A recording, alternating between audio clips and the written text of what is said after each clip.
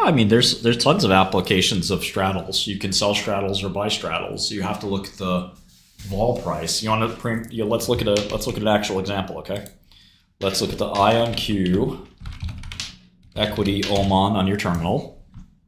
Okay, these are the calls and puts for the stock. The stock's at 39, as you can see. So what I'm going to do is I'm going to go to 39s. Okay, and the last sale is $1.39 and $1.40. Let me just check my, yeah, that's right. Looking at my other screens, those are the correct prices. So the straddle here costs $1.40 plus $1.40. So that's what, $2.80 or $2.79, right? So, hold on a moment.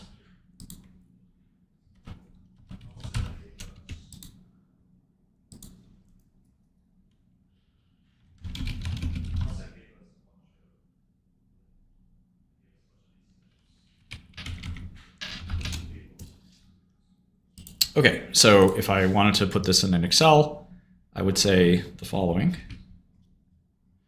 Straddle premium is 280. Underlier is 39. Okay, so if the stock doesn't move at all and it closes at 39, well, the 39 calls, which cost me $1.39, are worthless. They're worth nothing. And the 39 calls, or puts, which also cost me $1.39 or $1.40, and the stock stays at 39, they're worthless too. So a really nice thing to sell this expensive straddle. But I don't know if the stock's going to stay at 39. This is a really volatile stock. But we could say the straddle costs 7%. So you can go long the straddle, or you can go short the straddle. If you think there's going to be a lot of volatility, you might want to go long the straddle. For example, there's only a few days left until this straddle expires. But let's say the stock goes up 8%, okay? So let's pretend that happens, or say 9%, okay? So if the stock goes up 9%, it goes to 42.51. The stock has been at 42.51 before, so maybe it'll happen again, I don't know. But will it happen by Friday? Well, in this case, the 39 call is just this minus 39, right? And that's worth 351. The 39 put is worthless because no one would want to sell the stock at 39 because it's a 42.5. So you have the right to buy the stock at 39. Well, the stock's at 42.5. That's a pretty nice right to have. And that right is worth exactly $3.51. The problem is you sold the straddle for 280. And now it's worth 351. So you lost 71 cents on your investment of 280. So you have 209 after putting down 280. You lost 25%. That's a huge move for a few days. Now, if you sold the straddle well, you could have collected, like I said, 100% is your maximum gain because you sold it for 280, and you didn't owe anything at the end. Let's say an intermediate situation, stock goes up 3%. Well, again, the put is worthless, and the call is only worth $1.17. So you made $1.63. You made a nice profit here. You made 58% on your money in a few days. So the stock can still go up. It just has to go up or down less than the straddle amount that you paid. So imagine if the straddle premium is $20. Well, this is really easy. The stock's not going to go up or down $20 in the next 3 days. That would be a great straddle to sell. Or how about if the straddle was 1 cent or 2 cents? Well, I'd buy that straddle without even knowing what the stock is, because if the stock's going to move, this is a really easy play. Now, no arbitrage applies here. All the players in the market know what the historical volatility is. A lot of smart people like you or me, maybe just me, are thinking about what the volatility will be in the future based on news and events and things like that. So, we're trying to figure this all out. So mostly, none of these are going to be like automatically cheap or automatically expensive. Now, it might jump out to you that there's an opportunity, and then you should take it. But, it's not like there's a free lunch anywhere in the market, in options and anything else. So keep that in mind.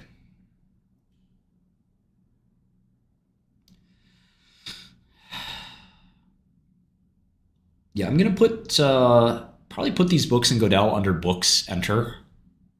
You know, so there'll be like a little library or library function. I'm just teasing about that. A lot of smart people here.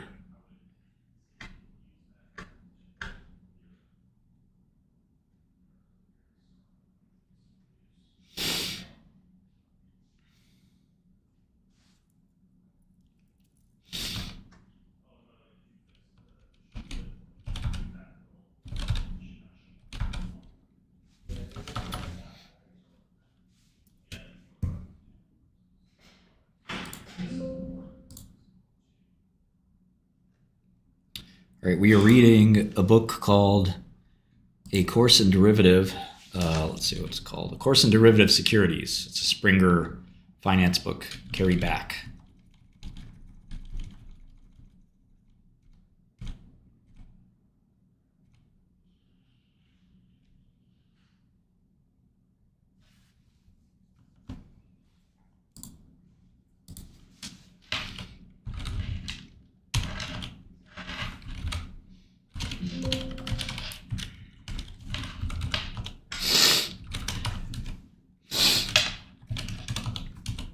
I just have allergies. I don't know that I would have shorted the Central African Republic token, even if I could have.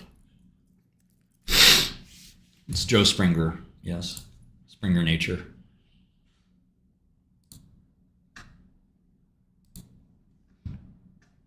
Yeah, all the quantum stocks are up. I can't make them go down, or I would.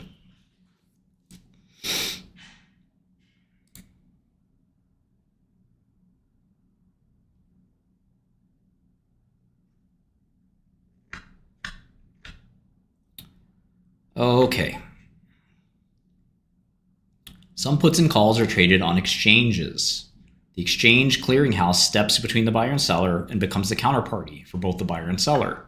So there's no risk the seller might default when the buyer chooses to exercise his option. If the owner of the option chooses to exercise, the clearinghouse will randomly choose someone who is short to fulfill the obligation. Isn't that great?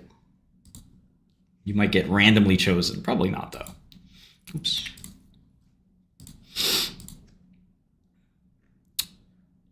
All right, most exchange-traded options are never exercised because any gain on a long contract can be captured just by selling the contract at the market price, canceling the position.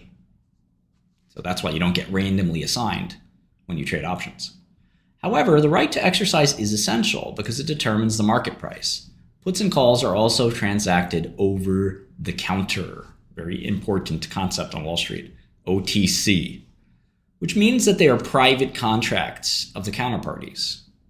Moreover, puts and calls are also embedded in many other financial instruments. A prosaic but important example is that homeowners have the right to pay off their mortgages early.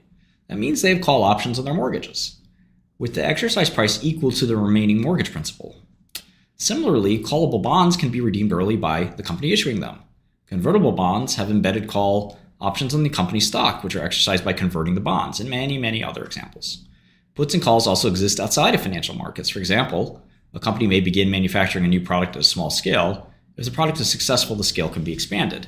In this case, the company buys a call option on large-scale production, and the premium is the cost of launching small-scale production. Adapting the methods developed for financial options to value such real options is an important growing field, and I want you to think about that. There are many times where you might say, well, I have a call option.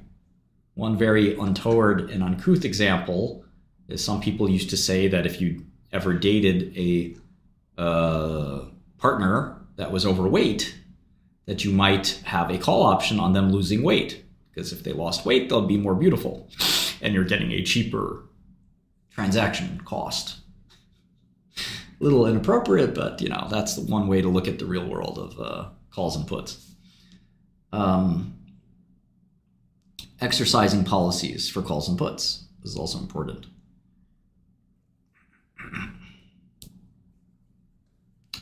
It may be rational to exercise a call if the asset value exceeds the exercise price, thus denoting the price of the asset by S and the exercise price by K. The owner of a call option can profit by S minus K dollars by exercising the option when S is more than K. If S is less than K, exercise would be irrational. You would never do that. Thus, the payoff to the owner of the call option is max 0 S minus K, so the max of those two things. It has been said that timing is everything, and the timing here should be made clearer. The simplest type of option is called a European option. A European option has a finite lifetime and can only be exercised at its maturity date. For a European call option, the exercise strategy just described is the optimal one, with S representing the asset price at the maturity date of the option. Equally, if not more important, are American options, which can be exercised at any time before maturity.